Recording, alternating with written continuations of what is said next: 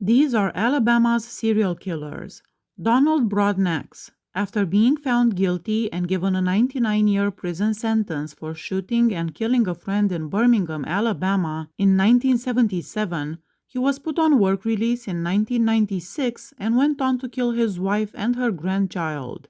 In the Elleton Village public housing complex in August 1977, 16-year-old Broadnax and his friend, 19-year-old Gregory Manson, got into a fight. During their altercation, Broadnax pulled out a gun and shot Manson 6 times, causing him to collapse to the ground. Broadnax reloaded after emptying his clip and shot Manson 3 more times before leaving the scene of the crime. He was taken into custody and accused of first-degree murder around 3 months later. He was found guilty the next year and given a 99-year prison term with the possibility of parole. After being granted parole in 1986, Broadnax went back to Birmingham. Over the course of the following 2 years, he made contact with Raymond Godfather Mims, a well-known drug dealer in the area, who let him live in one of his homes. When the authorities finally stormed the property, they took many firearms and detained Broadnax. He was promptly sent back to prison because this was deemed a breach of his parole. He was moved to the Work Release Center in Alexander City after submitting a successful application for a work release program in November 1992. After that, Broadnax was employed by Wellborn Forest Products as a painter, where his boss praised him for being pleasant and well-behaved. Broadnax married Hector Jan Stamps, a 42-year-old lady who frequently visited him in prison sometime around January 1994. He was given permission to leave prison on April 25 in order to report to work at the factory. His wife paid him a visit while he was working there, bringing her 4-year-old grandson, D'Angelo Marquez Stamps. Stamps left the boy in the car and went into the factory, where Broadnax beat her to death with a plank. After the murder, Broadnax took D'Angelo and his white Dodge Aries and drove off, stuffing Jan's body in the trunk.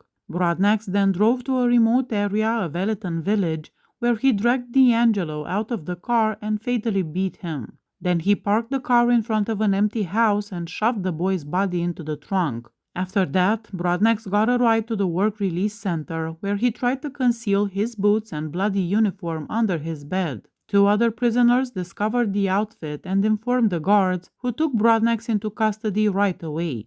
He was charged with 2 counts of capital murder after being connected to the double murder. Broadnax is currently on death row, awaiting execution. Raymond Eugene Brown. Shortly after being released on parole for the triple murder of 3 relatives in 1960 at the age of 14, he murdered his live-in girlfriend and her daughter in 1987. With the intention of stealing money to purchase some shoes for himself, Brown broke through an unlocked back door on the late evening of October 1, 1960, into a house occupied by 3 relatives: 31-year-old Aunt Bertha May Martin, 63-year-old grandmother Ethel Ogle, and 82-year-old disabled great-grandmother Evelina Ogle. He found his aunt, who had woken up to look into the noise coming from the kitchen, while he was searching the home. After being discovered, Brown attacked Martin and used the kitchen knife to stab her 123 times. He then went into his grandmother's and great-grandmother's chambers and repeatedly stabbed them until he was certain they were dead in order to remove any possible witnesses. He then slashed the bodies' necks from ear to ear as part of a series of post-mortem procedures. When Brown's mother saw the bodies early in the morning, she called the police right away. Officers found several bloody heel prints during the crime scene investigation, which they assumed belonged to the adolescent. They spoke with several of his classmates, friends, and acquaintances to ascertain his level of involvement, and several of them stated that Brown had informed them that he planned to visit his aunt and had allegedly gone there after soccer practice. As a result, 5 days later, he was arrested in the school gym and brought to the local police station to be questioned. Following his admission of guilt, Brown described the events and specifics of his actions. Additionally, his fingerprints matched those at the location of the crime. He was sentenced to life in prison because at the time, Alabama legislation permitted teenagers to be tried as adults. Brown gained a reputation as a model prisoner by participating in several prisoner rehabilitation programs and studying to become an auto mechanic while he was inside. As a result, he was granted parole in 1973 and went back to Ashland, where he briefly resided at his mother's home. Brown soon relocated to Montgomery, where he rented an apartment and got a job at a nearby auto shop. His lifestyle was significantly impacted by his alcohol addiction, which began in the late 1970s. He would go out and essay local ladies and girls when intoxicated. He attempted to strangle his apartment manager after essaying her in 1980, rendering her unconscious. Brown left the scene thinking she was dead. The woman alerted the police after she regained consciousness, and they quickly captured Brown. He was sent back to prison after violating the terms of his parole, where he spent the following 6 years until receiving another release in June 1986. After being freed, he went back to Montgomery and got a job at another car dealership. Brown met Linda Lamont, a 31-year-old single mother of 2 children, sometime in late 1986. After a brief period of friendship, Brown moved into her flat in the early summer of 1987. He apparently stopped acting aggressively during this time, and both friends and family saw him as an upright citizen. Brown attacked Lamont at their shared residence on the evening of August 9, 1987, stabbing her several times in the chest and private parts before cutting her throat 23 centimeters long.